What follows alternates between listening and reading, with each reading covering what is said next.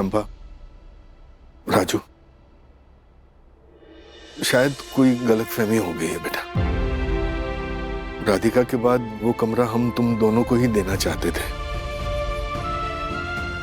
जैसे बाकी बेटों के पास अपने अपने कमरे हैं वैसे, पर लगता है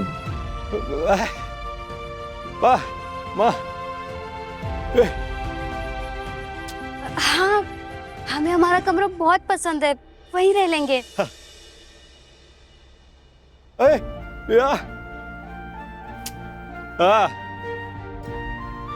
माँ, आप लोग जाकर सो जाइए, थक गए होंगे।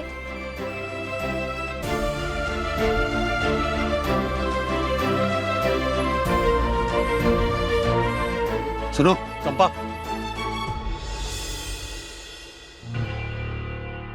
ये तुम दोनों किसी झूठी उम्मीद में मत रहना। वो कमरा विहान का है और विहान का ही रहेगा, ठीक है ना? क्योंकि माँ पापा ना तो रेंट देने के लायक है और ना ही ऑर्डर देने के लायक। इस घर में वही होगा जो मैं चाहूंगा, क्योंकि जो कमाता है वही घर का मुखिया भी होता है। क्यों पापा? विवेक, एक मिनट माँ, कुछ भी कहने से पहले ना मैं क्या कह रहा हूं ये जरा सुन लो कि किन किन चीजों के लिए आप लोग मुझ पर डिपेंडेंट हो। रेंट हो गया, घर का बिल, पानी का बिल, दूध, दवाइयां, सब कुछ। कफन और क्रियाक्रम गिनाना भूल गए बेटा तुम।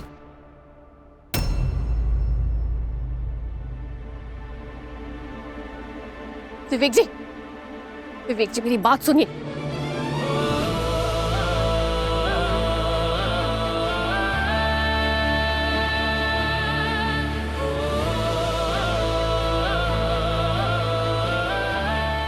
आज पहली बार लग रहा है कि इतने सालों तक मैं बाप था ही नहीं, बस पैसे कमाने की मशीन था लक्ष्मी।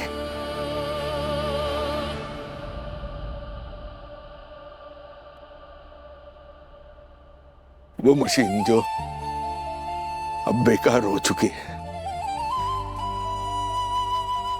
उसकी कोई वैल्यू नहीं। उसे उठा के एक कोने में फेंक दिया गया है। अरे कोई पूछे उससे कि पैसों से ही रिश्ते होते हैं क्या? किसी और चीज का कोई मोल नहीं है।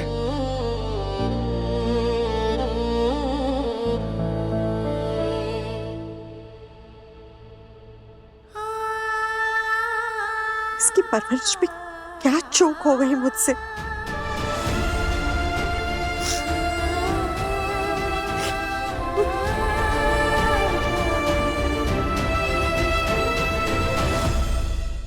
विवेक जी, विवेक जी कुछ बात कर रही हूं।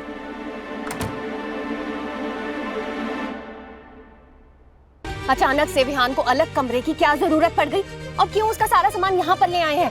अरे तुम्हारे दिमाग में ना अकल नाम की कोई चीज नहीं है। अरे माँ बाप अपना काम निकालने के लिए बच्चे को आगे करते हैं ना, मैंने भी वही किया। मतलब कैसा काम? मुझे ये रूम चाहिए था, इसलिए विहान का सामान मैंने यहाँ शिफ्ट किया, और बच्चा जब यहाँ सेट हो जाएगा तो ऑटोमेटिकली रूम तो अपना ही हो जाएगा ना। हमें क्या जरूरत है अलग कमरे की? हमारे पास तो है ना कमरा, राजू भैया और चंपा भाभी के पास अरे नहीं उनके है? पास तो अपना है ना कमरा जहाँ पे वो लोग रहते हैं, और उनको क्यों चाहिए दूसरा कमरा? बताओ मुझे। हाँ, और उन्होंने कौन सा कंट्रीब्यूशन दिया है अब तक जो घर का सबसे अच्छा कमरा उन्हें मिलेगा? विहान ने ऐसा क्या कर दिया? विहान मेरा बेटा है, इस घर में सिर्फ मैं ही हूँ इकलौता जो कमाता हूँ, समझी? अपने बाप के राज में ना उसे सब कुछ मिलेगा, सब कुछ। हंस क्यों रही हो? सही है, 20-22 साल पहले शायद बाबूजी ने भी यही सोचा होगा।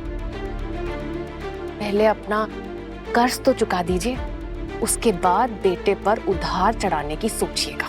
माँ बाप के साथ रह के ना ज्यादा भाषण देने की आदत हो गई है तुमको, और मैं कोई नए रूल्स नहीं बना रहा हूँ।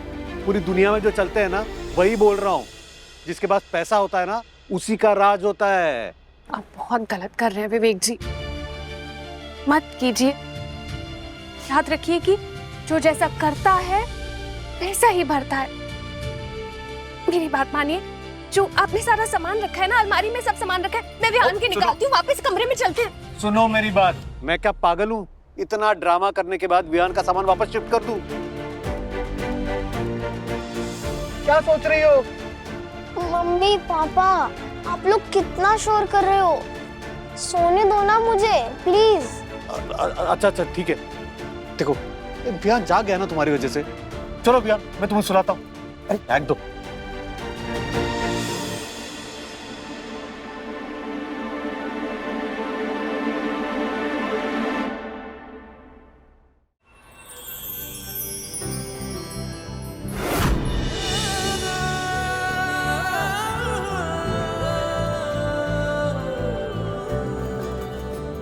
ओ खुद को गुनहगार, ओ खुद को गुनहगार कर लूं तेरे इश्क में, ओ सारी हदें पार कर लूं तेरे इश्क में, मैं खुद को बेकरार कर लूं तेरे इश्क में। राधिका जी, ओ सारी हदें पार कर हम बैठ जाएं। तेरे इश्क में, तेरे इश्क में, तेरे इश्क में डूबा रहूं।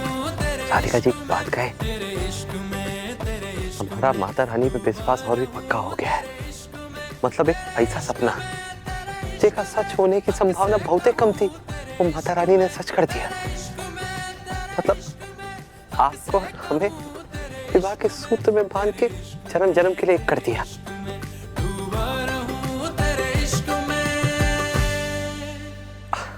हमको तो विश्वास ही नहीं हो रहा कि आप हमारी पत्नी हैं।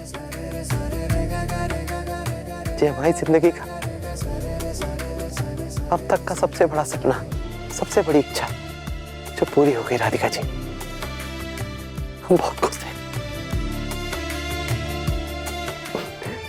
सच कहें राधिका जी तो हमको बहुत शर्म आ रही है, पर आपसे कुछ कहना चाहते हैं। थोड़ा करीब आके बैठे राधिका जी। ठीक है,